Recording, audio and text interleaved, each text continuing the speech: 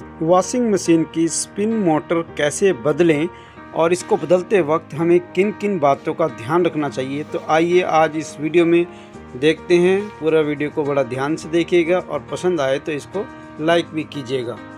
Semi automatic machine जो होती है वॉशिंग मशीन, इसके अंदर दो मोटर होती हैं। एक मोटर वॉशर में लगी होती है जो कपड़ों को धोने के काम में आती है, और दूसरी मोटर जो है कपड़ों को सुखाने के काम में आती है। इसको स्पिन मोटर भी कहते हैं। तो इस वॉशिंग मशीन की स्पिन मोटर जो है उसके बुश ख़राब हो चुके थे और मोटर भी ओवरहीट हो चुकी थी, तो इसलिए हमने उसको निकाल दिया है और एक दूसरी रिवाइंड मोटर हम लेकर आए हैं।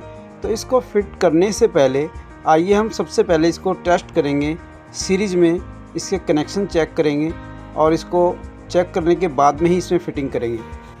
सीरीज़ लैंप की सहायता से हमें यह पता चलेगा कि जो मोटर से 3 वायर निकली हैं, एक रेड है, एक ब्लू है, एक वाइट है, तो इन तीनों में कॉमन वायर कौन सी है और स्टार्टिंग और रनिंग कौन सी है, क्योंकि ये हमें पता करना बहुत ज़रूरी है। और इसको पता करने के लिए सबसे आसान तरीका यही है, मोटर से बाहर आई 3 वायर में से हम 2 वायर को सीरीज़ लैंप के साथ अटैच करेंगे।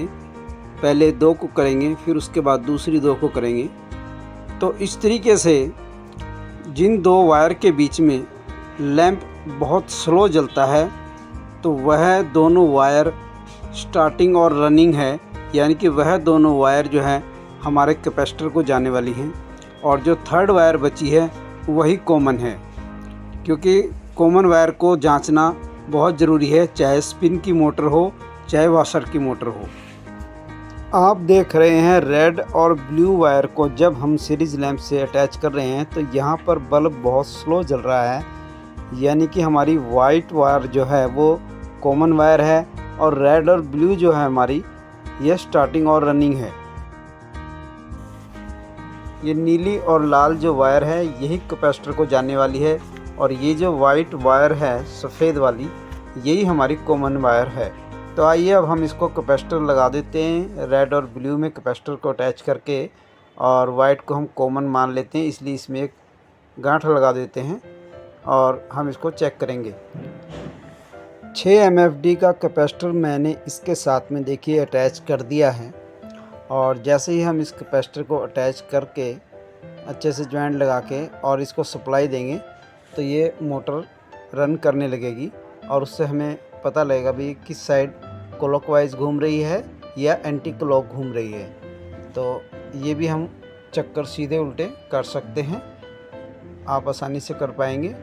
तो देखिए मोटर अब ठीक है और चल रही है, और लोड भी काफ़ी ले रही है, तो इसलिए मोटर सही है और हम अब इसको फिटिंग करने लगे हैं। तो फिटिंग करने से पहले इसके ऊपर क्लच प्लेट लगाना और इसके जो भी सामान है वह सब मैं आपको लगाकर बता रहा हूँ। देखिए कैसे इसको फिटिंग किया जाता है। ये इसी क्लच प्लेट वाली पत्ती है जिसमें एक ब्रेक भी लगी होती है। तो इस पत्ती को लगाने के लिए 3 स्क्रू होते हैं जो मोटर में होल हैं। तो यह तीनों स्क्रू जो है हमें पहले स्क्रू ड्राइवर की मदद से जो है अच्छे से टाइट कर लेने हैं। तीनों स्क्रू टाइट करने के बाद जो इसका ब्रेक शू है उसमें एक स्प्रिंग लगाना है, और जो इसकी क्लच वायर है जो ब्रेक का काम करती है, जब हम वॉशिंग मशीन का ढक्कन खोलते हैं तो एक क्लच वायर होती है, वह खींचने से जो है इसमें ब्रेक लग जाती है। तो ये देखिए उसको भी हमने अच्छे से फिट करना होता है।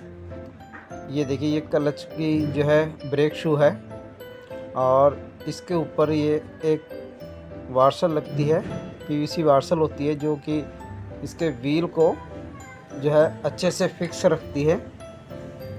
तो ये तीनों चीज़ें जो है लग गई हैं। अब ये ब्रेक जो है इस तरीके से काम करेगी। तो ब्रेक को सही काम कराने के लिए जो है ये स्प्रिंग है, इस स्प्रिंग को हम यहाँ पर लगा देंगे। यदि आपको मोटर खोलते वक्त भी इस चीज़ का ध्यान रखना चाहिए कि कौन सी चीज़ कहाँ लगी है, और जैसे लगी है आप वैसे ही लगाइए। अगर आप नए हैं तो ये आपके लिए बहुत ज़रूरी है, और क्योंकि मैं अपनी लाइफ में काफ़ी बार वॉशिंग मशीनें कितनी बार खोल चुका हूँ और बंद कर चुका हूँ, तो इसलिए मुझे तो ये सब वैसे ही याद है। और ये देखिए मैंने इसके ब्रेक शू को थोड़ा सा और रेग मार से साफ़ कर दिया है ताकि इसका चिकनापन ख़त्म हो जाए। और जब वॉशिंग मशीन का जब हम ढक्कन खोलते हैं कपड़े डालने या निकालने के लिए, तो उस वक्त जब ब्रेक लगती है तो वह अच्छे से लगे, इसलिए रेग मार की मदद से जो है हमने इसको कर दिया है साफ़। अब देखिए ये सब कुछ हमने लगा लिया है, ठीक है। और सफाई करने के बाद में हम इसका ऊपर जो डस्ट वगैरह लगी हुई थी, तो उसके बाद हमारा व्हील बड़े आराम से सेट हो गया है। देखिए अब यहाँ पे स्क्रू लगने हैं, जो ऊपर से साफट आनी है वह साफट इसके बीच में कसी जाएगी। मैं आपको दिखाता हूँ साफट कैसे कसनी है। और दोनों साइड एक स्क्रू लगे हुए हैं, तो ये स्क्रू भी आप आसानी से लगा सकते हैं। 10 नंबर की गोटी आपके पास होगी तो उससे लगा सकते हैं। चलिए अब हम वॉशिंग मशीन के अंदर इसको लगाते हैं। देखिए ये जगह है इसकी जहाँ पे हमने इसे निकाला था, वहीं पर इसको रख कर इसके अच्छे से जो बेस बने हुए हैं उन बेस को सेट करके इनके ऊपर एक एक स्क्रू लगा होता है। तो हम तीनों साइड के जो है स्क्रू को अच्छे से स्क्रू ड्राइवर की मदद से एकदम टाइट कर देंगे। और ये नीचे स्प्रिंग होते हैं जिसके ऊपर ये रुकती है मोटर, ताकि जब ये थोड़ी सी बबलिंग करती है तो वह स्प्रिंग की मदद से उसको संभालता है। तो ये देखने में हिलाने में हिलेगी, इस बात से कोई टेंशन वाली बात नहीं है। लेकिन आपने इसको सही जगह पे जो है कस देना है और तीनों जो स्क्रू लगा देने हैं। और जो इसका थर्ड स्क्रू है उसी में एक अर्थिंग की वायर भी है, तो उसको भी ग्राउंड वायर यानी कि अर्थिंग की वायर को जोड़ना जो है बहुत ज़रूरी होता है। कई बार जो है मोटर से हल्का करंट आता है तो वह अर्थ वायर की मदद से हमें बचाता है। तो इसलिए इन चीज़ों का बड़ा ध्यान रखें और बड़े अच्छे से इसको टाइट करने के बाद ही इसका कनेक्शन करें। और देखिए ये है साफट, जो साफट मोटर के ऊपर आनी है इस व्हील के अंदर, ठीक है। यहाँ पे ये आएगी और इसके अंदर डाल के प्रॉपर ये नट फिर कसे जाएंगे। तो इसके लिए हमें जो है इसके वॉशिंग मशीन का जो ऊपर का पार्ट है जब ऊपर रखेंगे तब वहाँ से दोनों को ध्यान से एक दूसरे से अटैच करेंगे। तो आइए हम पहले वही अब काम करते हैं। पहले वॉशिंग मशीन को खड़ी करेंगे, उसके अंदर फिर ये साफट जाएगी। वॉशिंग मशीन क्योंकि 2 हिस्सों में हमने खोल रखी है, तो इसलिए इसके साथ में अटैच करने के लिए आप किसी की मदद ले सकते हैं। अंदर की मदद से मिलके जो है इसका सेकंड पार्ट इसके ऊपर से रखिए और इसकी साफट को मिलाइए। और जैसे ही साफट उसके अंदर प्रॉपर बैठ जाती है, बॉडी को सारा स्क्रू वगैरह लगा दीजिए और अच्छे से साफट को घुमाकर चेक करिए कि भाई ये देखिए हमारी मोटर जो है अच्छे से फिटिंग हुई है। तब उसके बाद ये वाले जो स्क्रू हैं आपको टाइट करना। अब हम इसके अंदर इसी आप देख रहे हैं कि ये साफट इसके अंदर बिल्कुल बैठ चुकी है। चलाकर चेक करेंगे, बड़े आराम से हमने इसको धीरे धीरे घुमाकर भी चेक कर रहे हैं और ये ठीक है।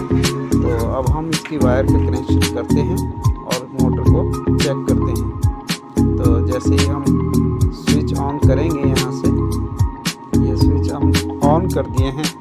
अब ऊपर से हम टाइमर को थोड़ा सा आगे करेंगे और ये देखिए मोटर चलनी स्टार्ट हो गई है।